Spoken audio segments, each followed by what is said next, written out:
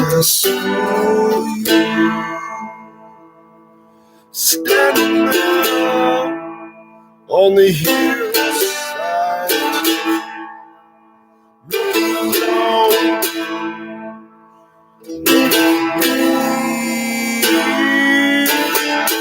looking for me.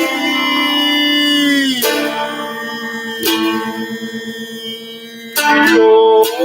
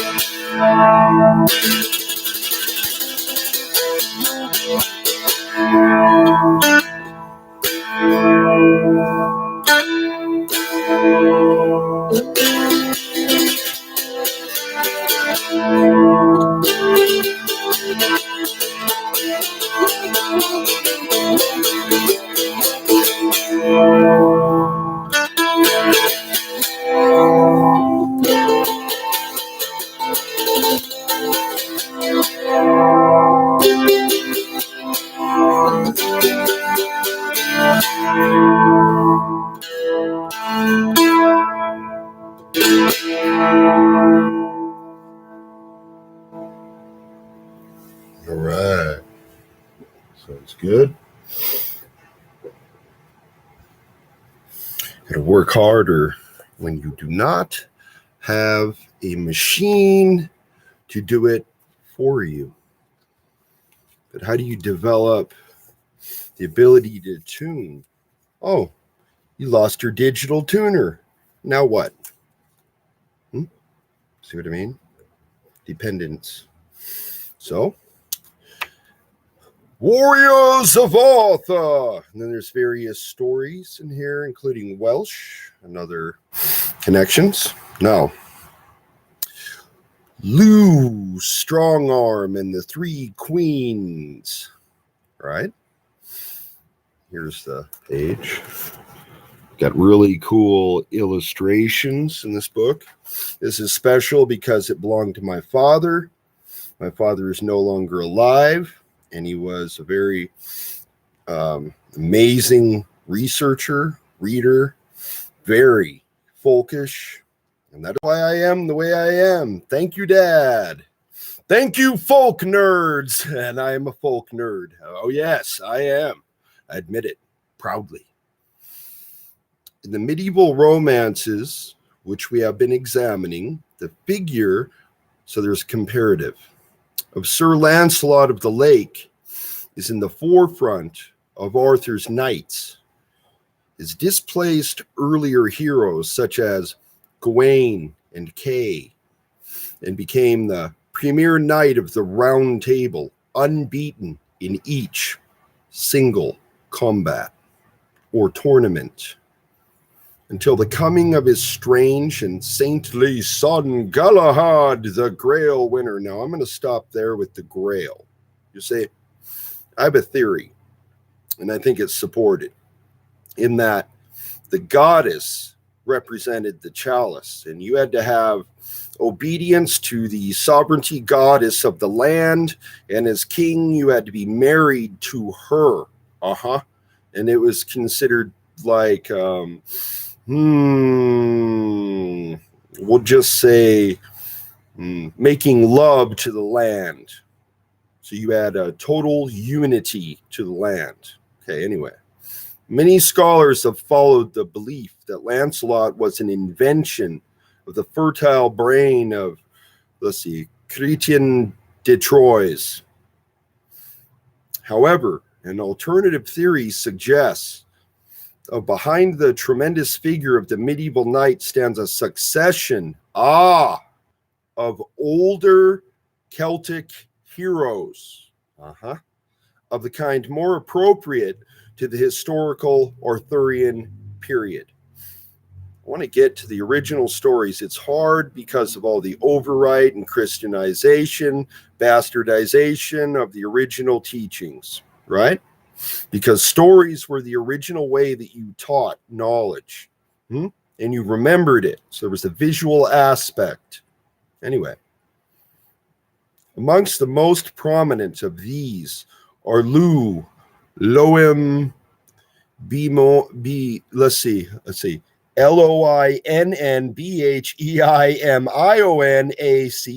That's a long name. Loinnbhmeach. I don't know.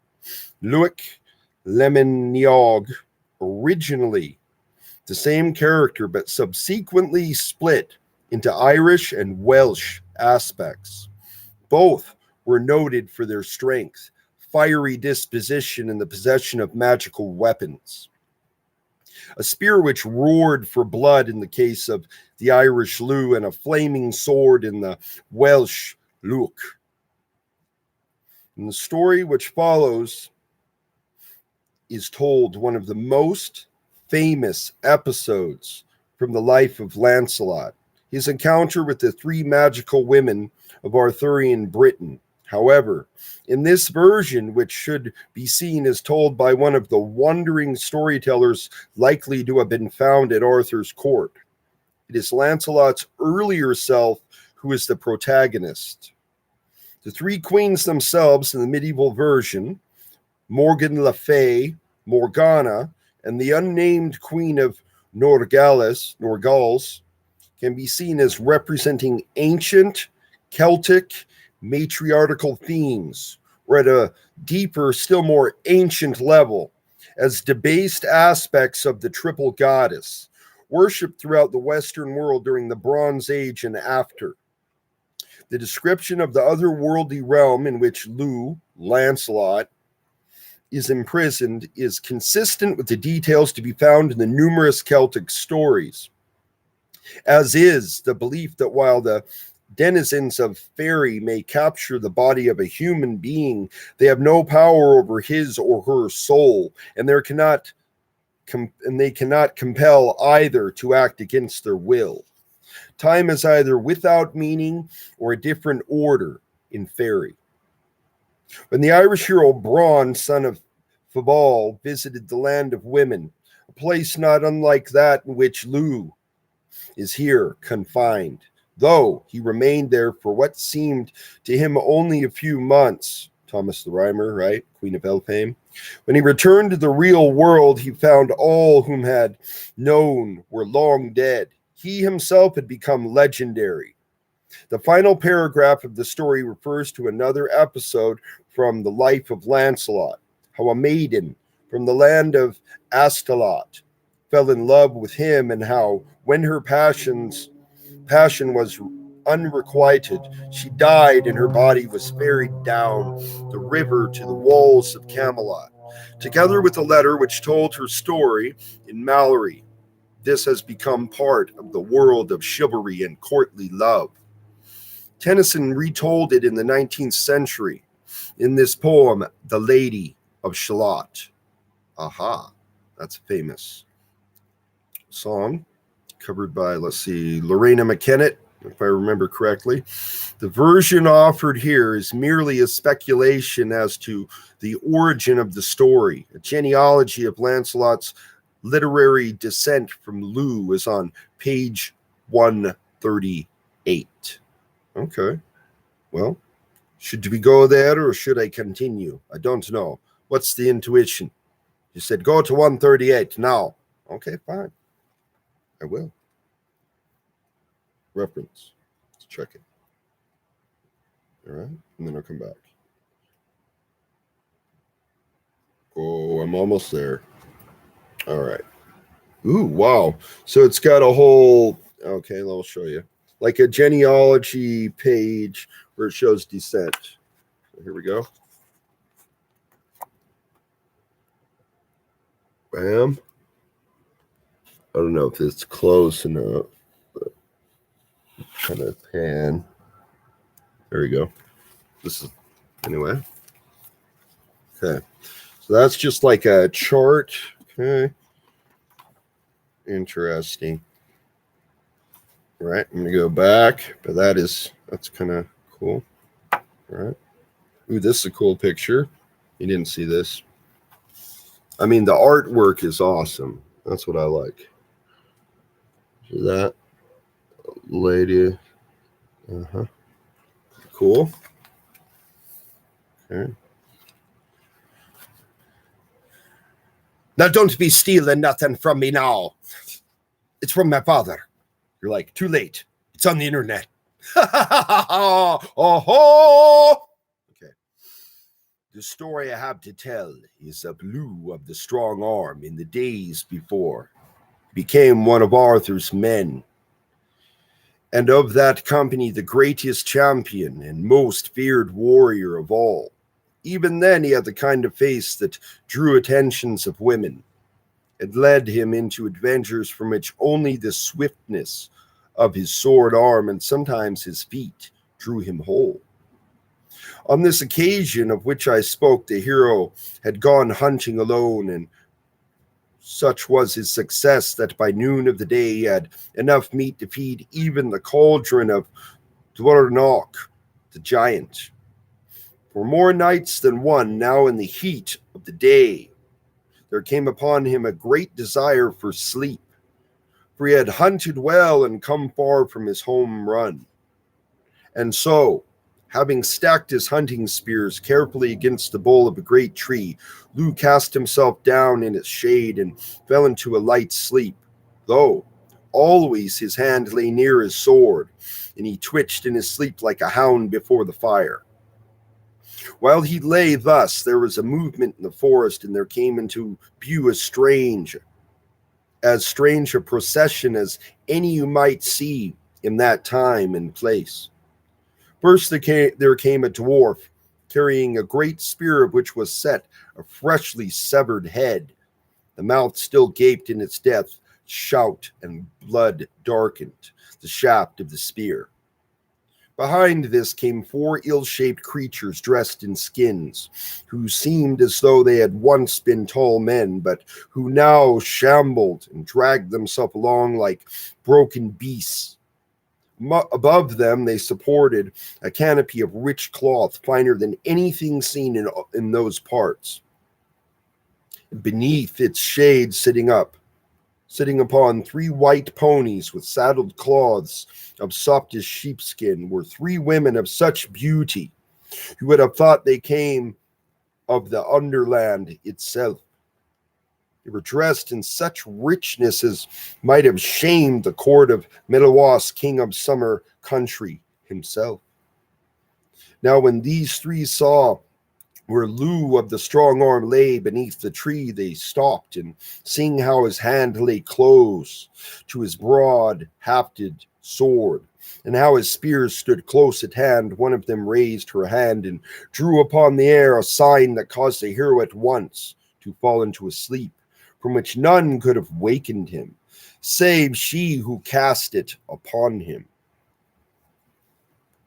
So it says, Lou and the 3 queens, the warrior Lou, sleeping beneath the tree, is discovered by 3 otherworld queens. Then the 3 got down from their mounts and came nearer. And when they looked upon the sleeping youth and remarked upon his beauty and the play of his muscles beneath his breathing skin, they at once fell to arguing.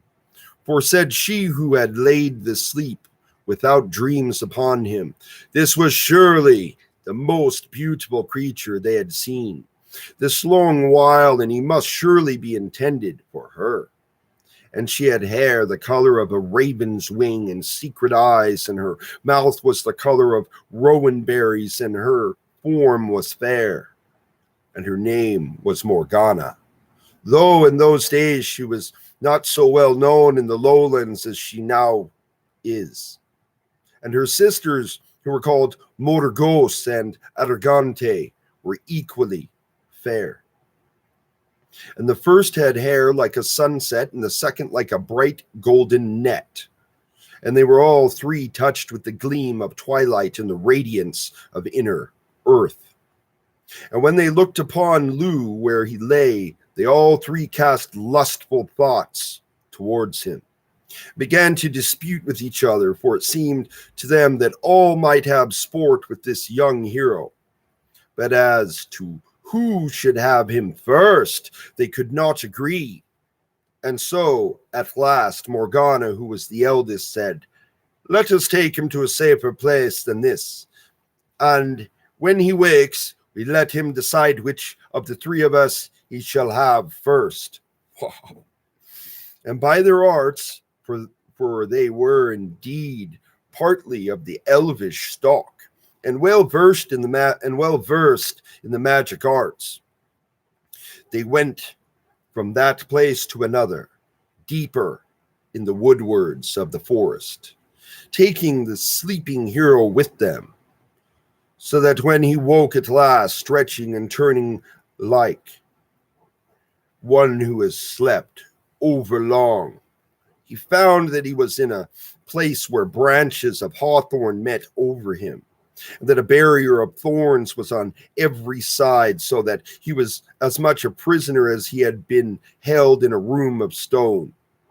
Further, he saw that his weapons had all been taken from him while he slept, but that food, fare, small cakes, and a bowl of good beer had been left by his side.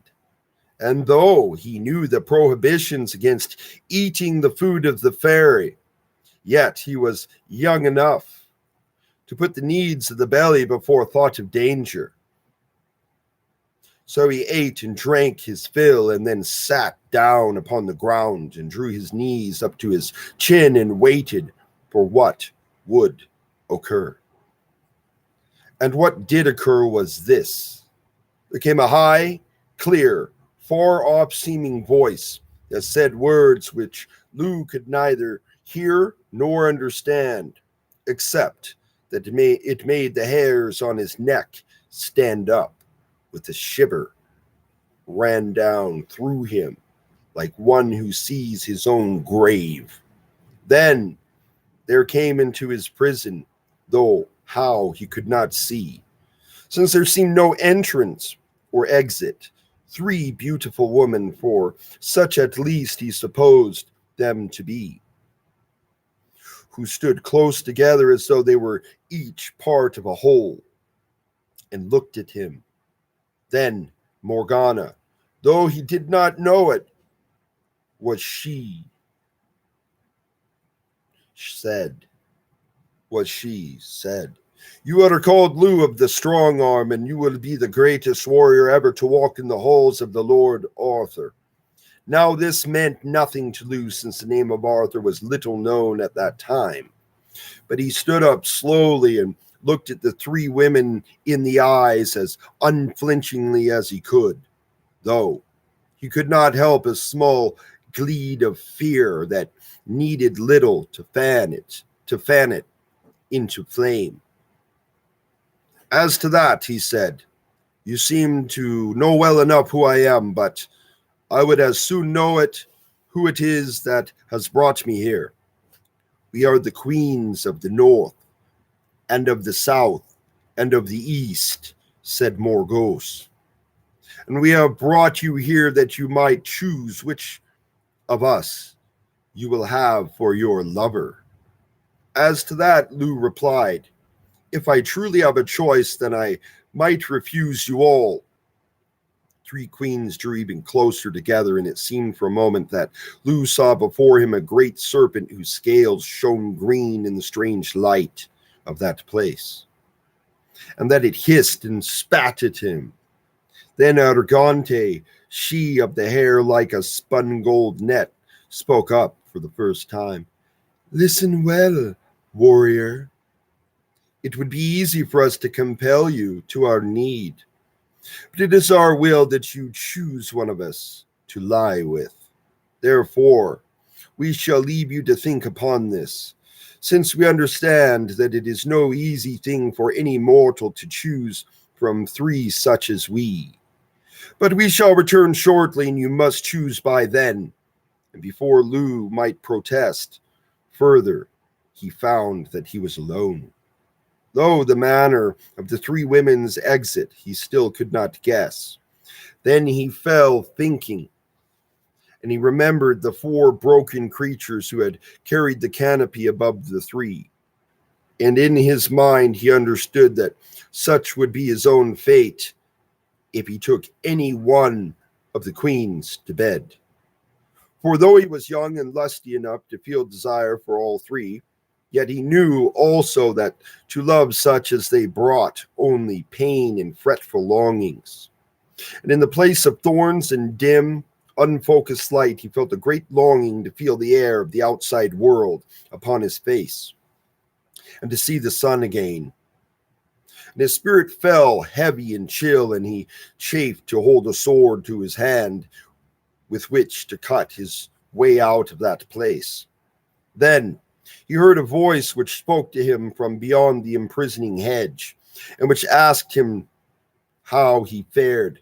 "Not well," he answered, "nor is it likely to get better." At that there was an audible sigh, and a small hole appeared in the spiked thickness of the hedge, and through the hole came a slim white arm and hand offering a dish of food and a vessel of beer. Lou took these and said, "Who is it that asks after my well-being?" "A prisoner like myself." "And have you a name, fellow prisoner?" "I had once, but soon forgets." "Then do you know where this place is?" "Oh, yes. This place is nowhere and everywhere and somewhere." That is no answer. Sounds like the labyrinth when she's talking to the guys on the door, little knockers. But the arm and hand withdrew, and at once the hole closed up, leaving Lou alone once more. He ate and drank and walked round the confines of the hedge, tried to see what lay beyond it, but there was only uniform grayness, where there were chinks in the living wall of his prison. There was only silence, save for the sound of his own breathing.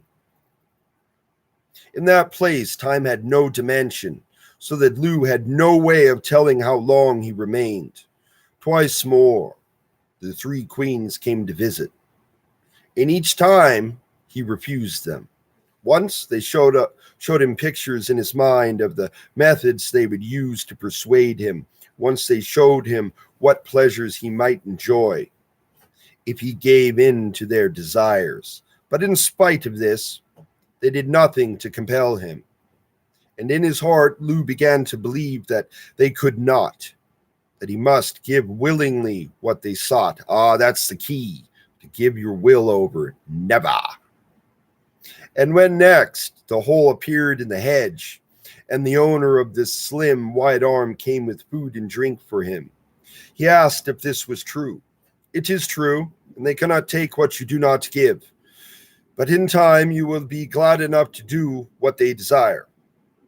Is that why you do their bidding? Yes. But why do you not try to escape? Why do you not try? Because I am a prisoner behind the hedge of thorns. And there was silence for a time. But at length the voice spoke again.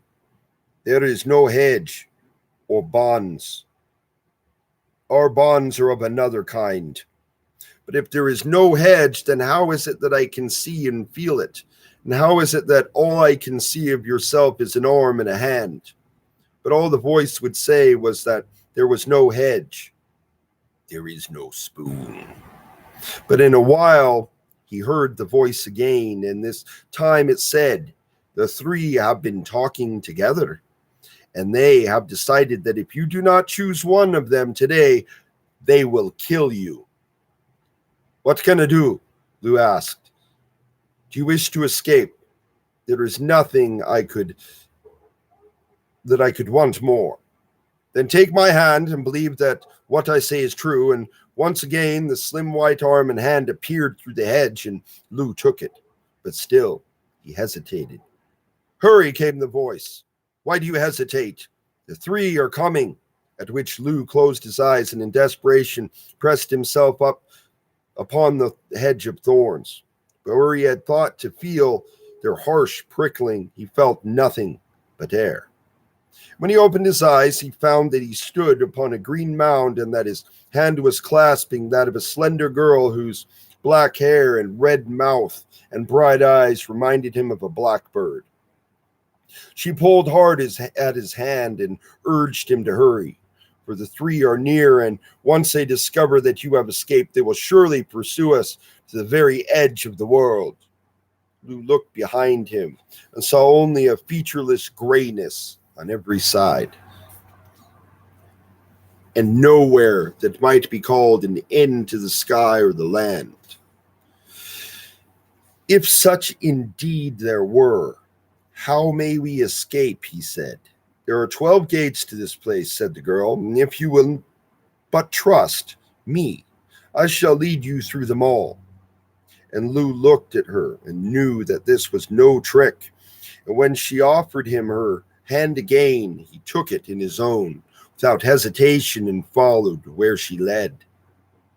That was the strangest journey that Lou Strongarm ever took.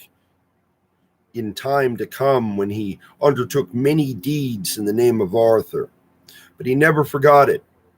Though if you were to ask him the how and the where of it, he could not tell you, only that there was much that seemed real and much unreal.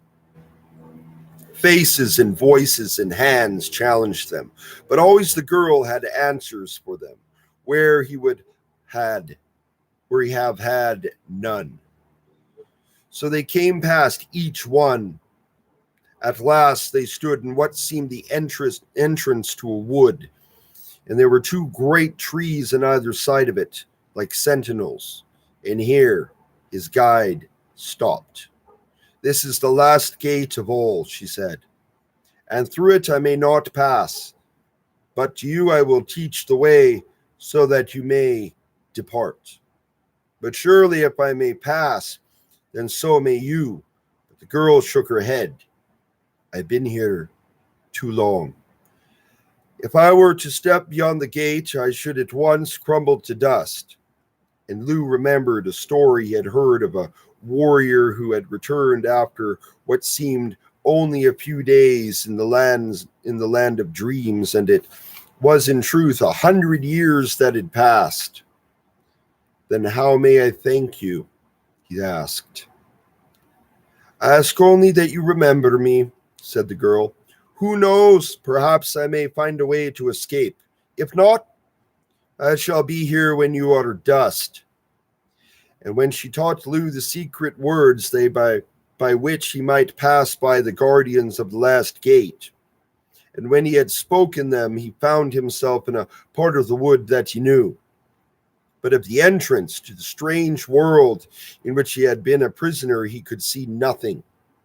And it is told that Lou's Strongarm was changed from that time forth and began to follow the course which brought him to the place of Arthur's greatest hero. But it is said also that of that time came the sealing of his fate. For when the three queens found that their prize was gone, they laid this upon him, that he should find love only with one woman, and that woman another's. But the gift of forgetting they withheld, so that even when Lou became the lover of Guinevere the queen, he might not forget she who had rescued him from the prison.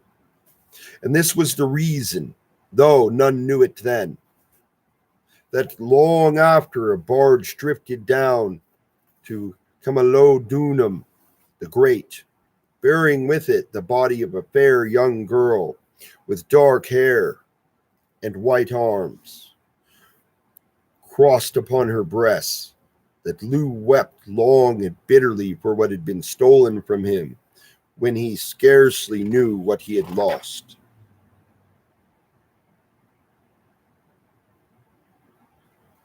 That is the end of that story. Okay. That's all I'm doing for now. Ooh, I turned to kingship. Fine. Said, "Look here. To demonstrate that this relationship of chieftainship or kingship and the land was of enduring nature, we need only to turn to the 18th century Scotland. Clan chieftains or lairds enclosed vast tracts of land to which they held English-style title." Here's the key. "Based on Roman laws of property. Yet, their Gaelic-speaking illiterate clansmen to whom the chieftain was a father figure had always assumed that the land was held in common trust. They discovered in the hardest possible way by losing their homes and all rights to remain upon the land that their ancient traditional concept, which dated perhaps to a pre-Christian Celtic culture, was no longer valid. Some modern historians have made the mistake of equating the ancient family land relationship with communism or even Marxism by deliberately ignoring the blatantly magical traditional elements which held it together. We find precisely these elements in the figure of Arthur, and they appear even in some of the earliest sources, or in the later sources such as the Mabinogion, which draw upon the early themes in ancient oral traditions. The weapons and attributes of the king are reflected in a lesser and more specialized manner by the individual heroes. These also have a curious relationship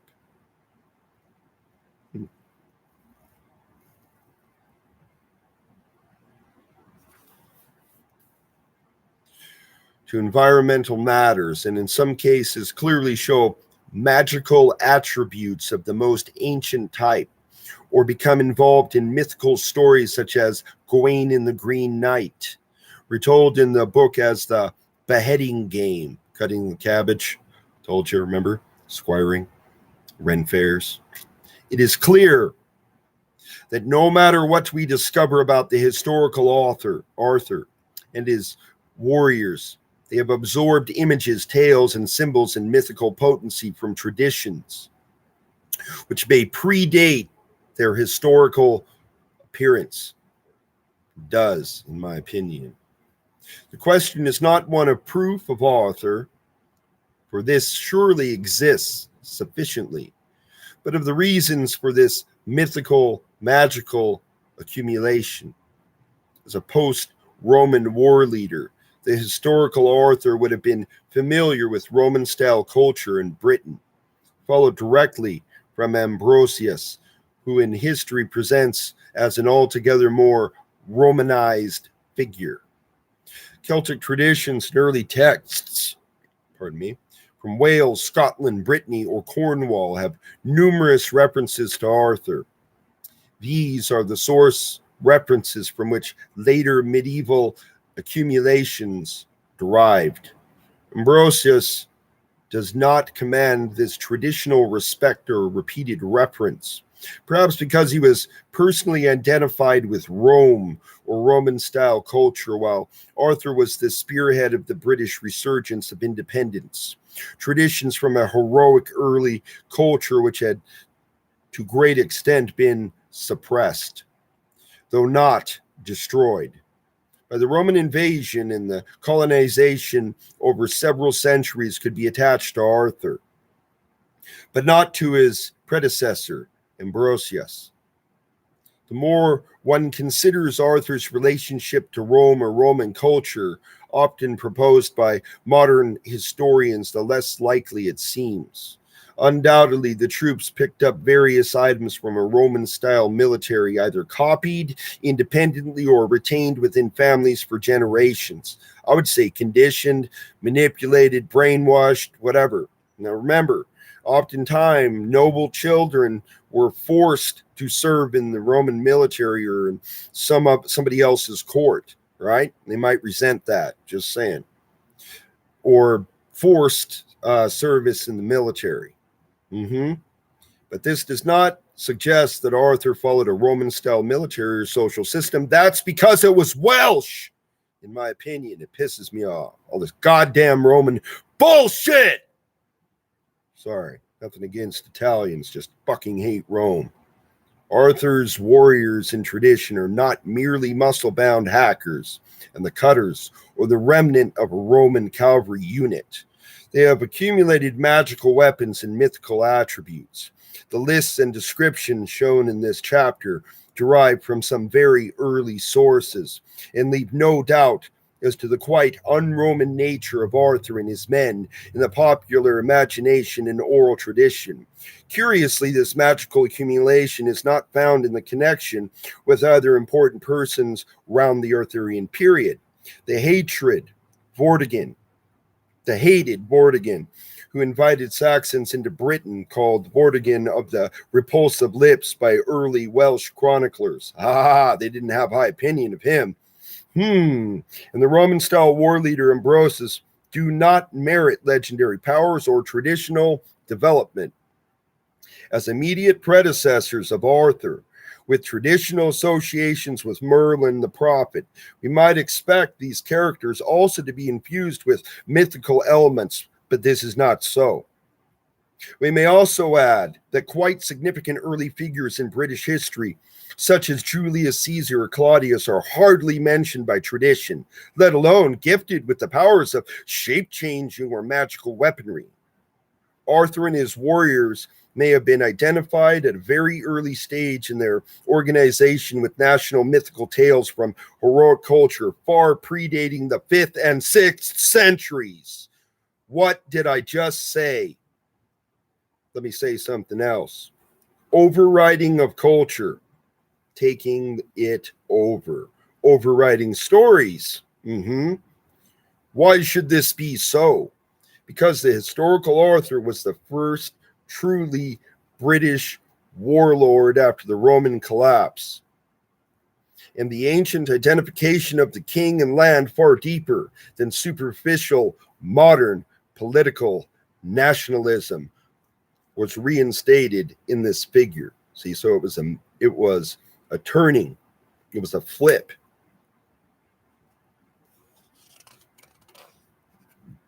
Here's a picture for you. So you can tell BobCat's not into Rome or Greek myth, none of it. Don't give a shit. Has nothing to do with me. Nothing. Zero. That's what I say. Don't hate anyone. Just don't give a shit about Rome other than studying history. I am not Roman, therefore, I don't worship Rome.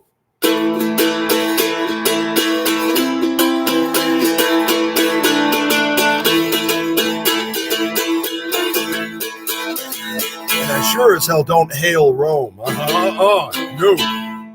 No. Even though modern culture is based on it.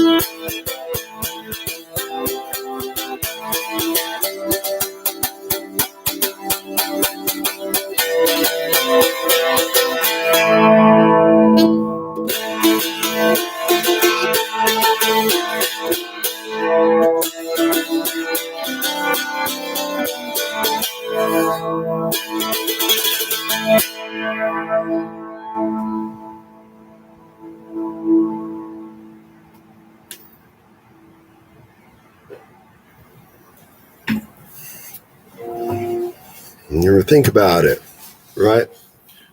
Like the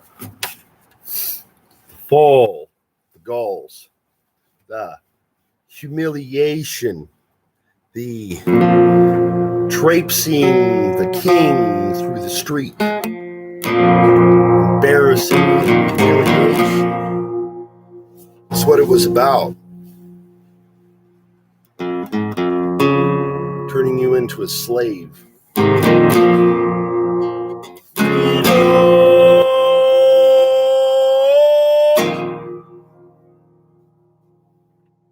Better watch your way. Better watch your way. He said,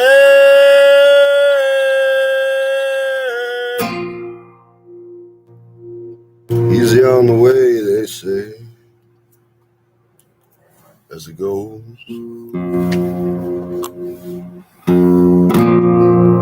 Easy on the way. Long way down, they say. So be waiting.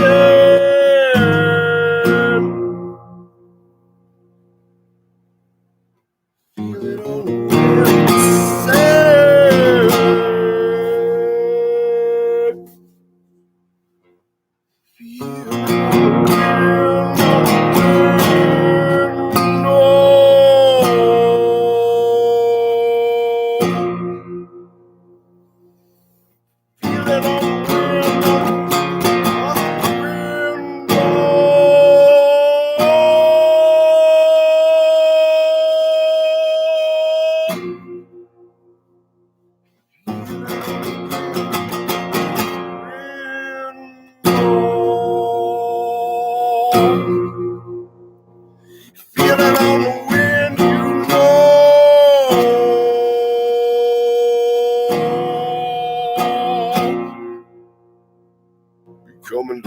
gonna say.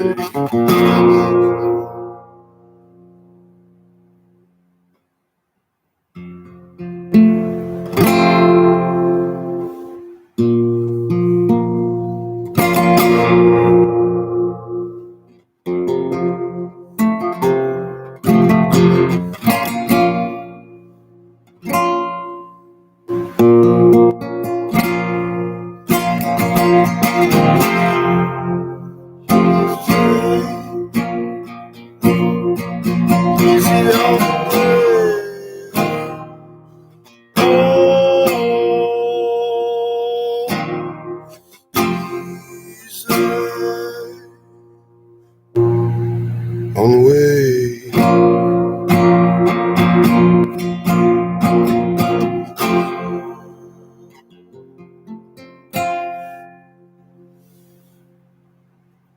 Oh, so memory.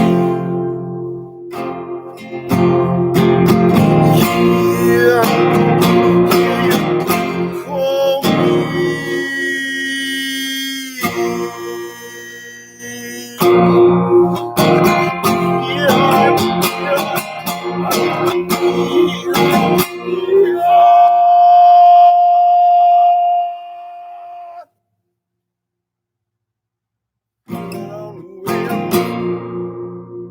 Easy on the way.